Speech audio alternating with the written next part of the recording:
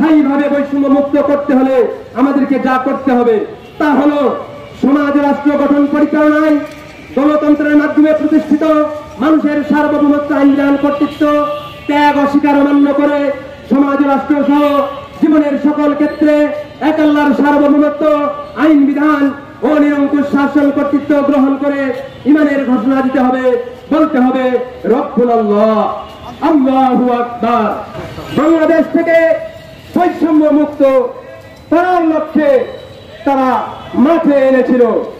সেই চেতনার সঙ্গে একমত হয়ে আমরা ইসলামী সমাজ এই কথা বলতে চাই, ইসলামী সমাজ বহু পূর্ব থেকেই সমাজ রাষ্ট্র থেকে বৈষম্য মুক্ত করার জন্য, সমাজ রাষ্ট্রে ইসলাম প্রতিষ্ঠা করার জন্য আন্দোলন এবং সংগ্রাম নিয়ে রাজপথে আছে, চলছে এবং রাজপথে থাকবে। যতদিন পর্যন্ত স্থায়ীভাবে বৈষম্য মুক্ত এই বাংলাদেশ থেকে না হয় ততদিন পর্যন্ত আমরা সৃষ্টিকর্তা আল্লাহ প্রদত্ত জীবন ব্যবস্থা আল্লাহ রসুল হযরত মুহাম্মদ সাল্লাল্লাহু আলাইহি সাল্লামের প্রদর্শিত শান্তিপূর্ণ পদ্ধতিতে কায়েম করার জন্য আমরা আমাদের মিশন চালিয়ে যাব ইনশাআল্লাহ। সম্মানিত দেশবাসী বন্ধুগণ, আপনাদের বিশেষ দৃষ্টি আকর্ষণ করছি, আমরা মানব রচিত ব্যবস্থা গণতন্ত্র গ্রহণ করার মধ্য দিয়ে মূলত আল্লাহ রাব্বুল আলামিনের সার্বভৌমত্ব আইন বিধান কর্তৃত্ব অস্বীকার করেছি, অমান্য করেছি, বাদ দিয়েছি। গণতন্ত্র গ্রহণ করার মধ্য দিয়ে আমরা সার্বভৌমত্ব আইন বিধান কর্তৃত্ব মানুষের গ্রহণ করেছি, যা মূলত মহান রব আল্লাহ রাব্বুল আলামিনের সাথে কুফর এবং শিরক।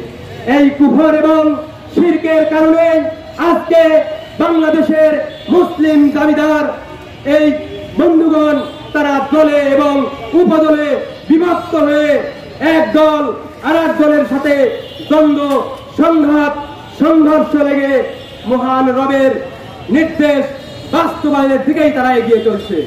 সম্মানিত বন্ধুগণ, আল্লাহ বলেন, যদি কোনো জাতির মানুষ শিরক করে আমি সেই জাতির উপর তিন ধরনের গজব দেই, আসমানি গজব, জমিনি গজব, আর এই শিরককারীকে আমরা দলে উপদলে ভাগ করে এক দলের সাথে অন্য দলের দ্বন্দ্ব, সংঘাত, সংঘর্ষ লাগিয়ে দিয়ে শিরকের স্বাদ আস্বাদন করাই। আমরা কি দেখছি বন্ধুগণ, আমরা এদেশের অধিকাংশ মানুষ মুসলিম, কিন্তু আমরা একদল নই। দুঃখজনক বিষয় হলো ইসলামী দলগুলো একদল নয়। কারণটা কি? এই সকল ইসলামী দল যারা ইসলামের নামে কার্যক্রম বাংলাদেশে করছে, ওই বন্ধুদের দৃষ্টি আকর্ষণ করছি, তারা গণতন্ত্র নামক ফ্যাসিস্ট ব্যবস্থা গ্রহণ করার মধ্য দিয়ে এই মহান রবের সাথে কুফর এবং শিরকের মাঝেই জড়িয়ে আছে, যার কারণে তারা ঐক্যবদ্ধ হওয়ার চাইতেছে কিন্তু ঐক্যবদ্ধ হইতে পারছে না। কিয়ামত পর্যন্ত কোনোদিন ঐক্যবদ্ধ হইতে পারবে না যদি না তারা মানব রচিত ব্যবস্থা অস্বীকার অমান্য করে ইসলাম গ্রহণ না করে। সম্মানিত বন্ধুগণ, আমাদের হাতে সময় খুব সংক্ষেপ, এই জন্য আমি খুব সংক্ষেপে আপনাদেরকে আহ্বান জানাচ্ছি, দেশবাসীকে আহ্বান জানাচ্ছি, ইসলামী দলগুলিকে আহ্বান জানাচ্ছি, যারা রাজনীতি করেন তাদেরকে আহ্বান জানাচ্ছি, এই দেশের জ্ঞানী গুণী বুদ্ধিজীবীদেরকে আহ্বান জানাচ্ছি। বন্ধুগণ, স্থায়ীভাবে বৈষম্য মুক্ত করতে হলে আমাদেরকে যা করতে হবে তা হলো সমাজ রাষ্ট্র গঠন পরিচালনায় গণতন্ত্রের মাধ্যমে প্রতিষ্ঠিত মানুষের সার্বভৌমত্ব আইন বিধান কর্তৃত্ব ত্যাগ অস্বীকার অমান্য করে সমাজ রাষ্ট্র সহ জীবনের সকল ক্ষেত্রে এক আল্লাহর সার্বভৌমত্ব আইন বিধান ও নিরঙ্কুশ শাসন কর্তৃত্ব গ্রহণ করে ঈমানের ঘোষণা দিতে হবে, বলতে হবে রব্বুল আল্লাহ, আল্লাহু আকবার। দ্বিতীয়ত, গণতন্ত্রের মাধ্যমে মানুষের দাসত্ব, মানব রচিত ব্যবস্থার আনুগত্য ত্যাগ অস্বীকার অমান্য করে সমাজ রাষ্ট্র সহ জীবনের সকল ক্ষেত্রে এক আল্লাহর দাসত্ব, তার আইনের আনুগত্য এবং তারই উপাসনা, এই বিষয়টি গ্রহণ করতে হবে এবং এর সাক্ষ্য এবং অঙ্গীকার করতে হবে আশহাদু আল্লাহ ইলাহা ইল্লাল্লাহ।